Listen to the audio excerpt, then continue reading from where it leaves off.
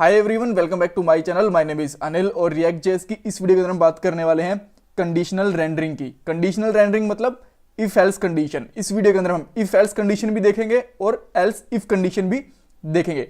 तो सबसे पहले इस वीडियो के पॉइंट्स की बात कर लेते हैं। हम एक कंपोनेंट बनाएंगे अलग से।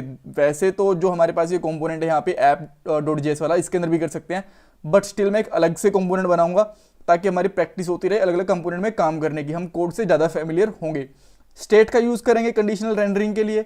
दो तरीके से हम कंडीशनल रेंडरिंग यूज़ कर सकते हैं। एक होगी जो कि रिकमेंडेड नहीं है, वो मैं आपको पहले तो करके बताऊंगा और बाद में आपको करेक्ट तरीका बताऊंगा कि सही तरीके से कंडीशनल रेंडरिंग कैसे करते हैं। और इस वीडियो के अंदर हमें क्वेश्चन भी पूछेंगे और चाहो तो क्वेश्चन को आप कमेंट बॉक्स के अंदर अटेम्प्ट भी कर सकते हो। सो ये मेरी आउटपुट स्क्रीन है बेसिकली, और यहाँ पे मैं कोड करने वाला हूँ। और ये है मेरे पूरी एप्लीकेशन का फोल्डर स्ट्रक्चर। तो सबसे पहले मैं एक और कंपोनेंट बनाता हूँ और इस कंपोनेंट का मैं नाम रख लेता हूँ let's say profile dot JS, right. अब मैं इसके अंदर एक फंक्शन बनाता हूँ बेसिकली। सो बनाऊंगा फंक्शन प्रोफाइल और इसके अंदर मैं रिटर्न करता हूँ। रिटर्न करने के लिए अभी के लिए जस्ट मैं यहाँ पे लिख रहा हूँ एक डिव लूँगा सबसे पहले, और बाद में एक h1 टैग भी ले लेते हैं और यहाँ पे लिख लेता हूँ मैं प्रोफाइल कंपोनेंट, राइट। सिंपल है, कुछ भी प्रॉब्लम नहीं है।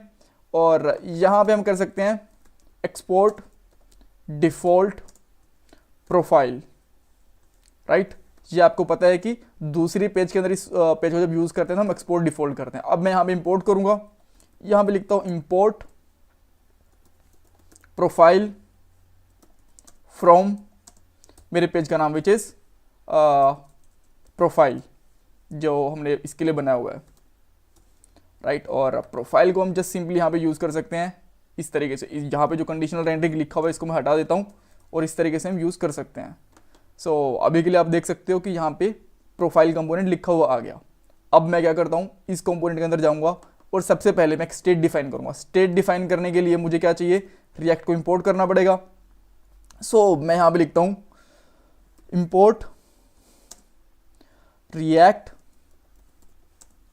फ्रॉम रिएक्ट, और अब चाहो तो आप रिएक्ट इंपोर्ट कर लो या फिर आप इंपोर्ट कर लो use state, it's totally up to you.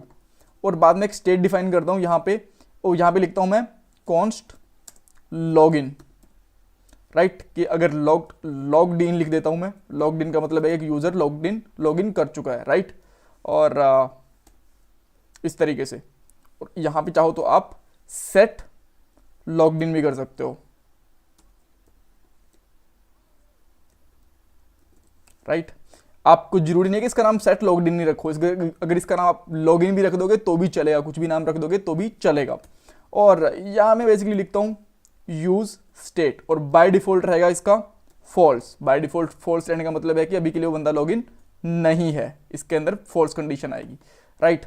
सो अब देखो यहाँ पे मैं क्या कर सकता हूँ, सबसे पहले यहाँ पे इस तरीके से चेक करवा सकता हूँ। सबसे पहले मैं जो रिकमेंडेड तरीका नहीं है आपको वो बता रहा हूँ। इफ लॉग्ड इन, अगर ये ट्रू है तो ये रिटर्न हो जाएगा यहाँ से इस तरीके से, राइट। एल्स हम रिटर्न कर देंगे इसको, और यहाँ पे मैं लिखता हूँ let's say welcome Anil. Let's say कि अनिल ने लॉगिन कर रखा है अभी के लिए, राइट। और यहाँ पे लिख देते हैं हम वेलकम गेस्ट, और इसको मैं थोड़ा सा फॉर्मेट कर देता हूँ। और अभी देखते हैं हमारा आउटपुट क्या आ रहा है। हमारा आउटपुट आ रहा है वेलकम गेस्ट, बिकॉज यहाँ पे हमने फॉल्स कर रखा है। जैसे मैं इसको ट्रू करूँगा तो ये वाली कंडीशन मेरी ट्रू हो जाएगी और अब आ जाएगा हमारा वेलकम अनिल, राइट। सही काम कर रही है, कोई प्रॉब्लम नहीं है इसके अंदर, लेकिन ये सही नहीं है बिकॉज रिएक्ट में हम इतने ज़्यादा रिटर्न और इतने ज़्यादा एक्स्ट्रा फालतू कोड करने की हमें ज़रूरत नहीं है। जस्ट हमको करना क्या है, ये रिटर्न रखो, बाकी सब कुछ हटा दो अभी के लिए इस तरीके से। मैं एक्स्ट्रा कोड हटा देता हूँ, और यहाँ पे जस्ट आपको एक चीज़ करनी है, सिंगल लाइन के अंदर आपका काम हो जाएगा। यहाँ पे आपको करना है सबसे पहले JSX वाले ब्रैकेट लेने हैं और यहाँ पे लिखना है लॉग्ड इन। अगर लॉग्ड इन है क्वेश्चन मार्क तो यहाँ पे लगा दो वेलकम अनिल, राइट। अगर वो नहीं है देन आपको क्या करना है, कोलन, और यहाँ पे लगा दो वेलकम गेस्ट। अभी देखो ये ट्रू है तो यहाँ पे आना चाहिए वेलकम अनिल, यहाँ पे वेलकम अनिल आ गया। और अगर ये फॉल्स हो गया इस तरीके से तो यहाँ पे आ जाएगा वेलकम गेस्ट, बिकॉज अभी के लिए लॉगिन कोई है नहीं। ऑल राइट, सो ये वाला रिकमेंडेड तरीका है, ये रिकमेंडेड तरीका नहीं है। ये बात हुई एल्स, सॉरी इफ एल्स की, इफ कंडीशन हो गई ये वाली, और ये वाली एल्स कंडीशन हो गई। अब लेट से हमें एल्स इफ भी बनानी है, 3 कंडीशन लेनी है, तो कैसे होगा? अब 3 कंडीशन हमारी बनेगी किस तरीके से? सबसे पहले मैं क्या करता हूं, यहाँ पे 1 लेता हूं, यहाँ पे रखता हूं 1, 2 और 3, 3 कंडीशन हो सकती है इसके अंदर, राइट? 1, 2, 3। 1 के ऊपर कुछ और दिखेगा, 2 के ऊपर कुछ और दिखेगा, और 3 के ऊपर कुछ और दिखेगा, राइट? सो उसके लिए हम क्या कर सकते हैं, उसके लिए आपको क्या करना पड़ेगा, लॉग्ड इन इक्वल टू 1। अगर 1 है तो आप क्या करो, इसको यहाँ पे इस तरीके से H1 टैग दिखा दो। एल्स अगर ये वाली कंडीशन ट्रू नहीं है तो आपको क्या करना है, ये वाली कंडीशन बिल्कुल सेम यहाँ पे दोबारा लिख देनी है, और यहाँ पे लिखना है लॉग्ड इन इक्वल टू 2। अगर आपको थोड़ा सा दिख नहीं रहा है तो मैं यहाँ पे साइड में हटा देता हूँ इसको, लॉगिन इक्वल टू 2। अगर ये वाली कंडीशन यहाँ पे आ गई, फिर से क्वेश्चन मार्क लगा दो, तो यहाँ पे आ जाएगा 2। अब मैं यहाँ पे लिख देता हूँ वेलकम यूजर 1, और यहाँ पे लिख देता हूँ वेलकम यूजर 2, राइट? और यहाँ पे अब लगा दो सिंगल कोलन, और यहाँ पे H1 टैग को इस तरीके से हम लगा देंगे, और यहाँ पे हम क्या लिख सकते हैं, वेलकम गेस्ट। मान लो कि 2 है, 3 है, जितनी मर्जी कंडीशंस लगा दो। जब 1 नहीं है, 2 नहीं है तो इसका मतलब 3 ही होगी। तो अगर अलग से यूजर है तो वो लगा सकते हो। लेट्स अगर आप यूजर 3 करना चाहो, अगर आपको शायद वो ज़्यादा ठीक लगेगा आपको, तो इस तरीके से रख सकते हो। क्या अभी एक ही लाइन में करना जरूरी है? बिल्कुल भी नहीं, एक ही लाइन में करना बिल्कुल भी जरूरी नहीं है। इसको आप इस तरीके से भी इसको रख सकते हो, राइट? यहाँ पे सेकंड चीज आ गई है, और यहाँ पे आपकी थर्ड चीज आ गई है। अब यहाँ पे 1 लिखा हुआ है तो ऑब्वियसली यहाँ पे यूजर 1 आएगा। अब अगर इसको हम सेट कर देंगे 2, तो ये आ जाएगा यूजर 2। और अगर मैं यहाँ पे 3 कर देता हूं तो यहाँ पे आ जाएगा लास्ट वाला यूजर 3, राइट? इस तरीके से अब जितनी मर्जी कंडीशंस बना लो इस तरीके से, 3, 4, 5 जितनी आपको बनानी है उतनी की उतनी कंडीशंस बन सकती हैं। तो इसको हम बेसिकली टर्नरी ऑपरेटर भी कहते हैं इसको, राइट?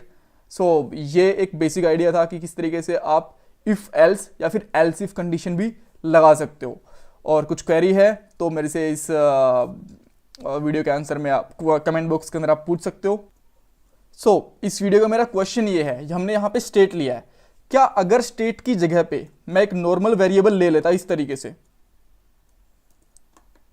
यहाँ पे, और यहाँ पे उसकी वैल्यू 1 या फिर 2 या फिर 3 करता, तो क्या वो चलता या नहीं चलता? आपको इसका आंसर करना है कमेंट बॉक्स के अंदर, आपको ट्राई भी करना है। और कुछ क्वेरी है तो ऑब्वियसली मेरे से कमेंट बॉक्स में आप पूछ ही लोगे। So thanks for watching this video, bye bye, take care and stay tuned.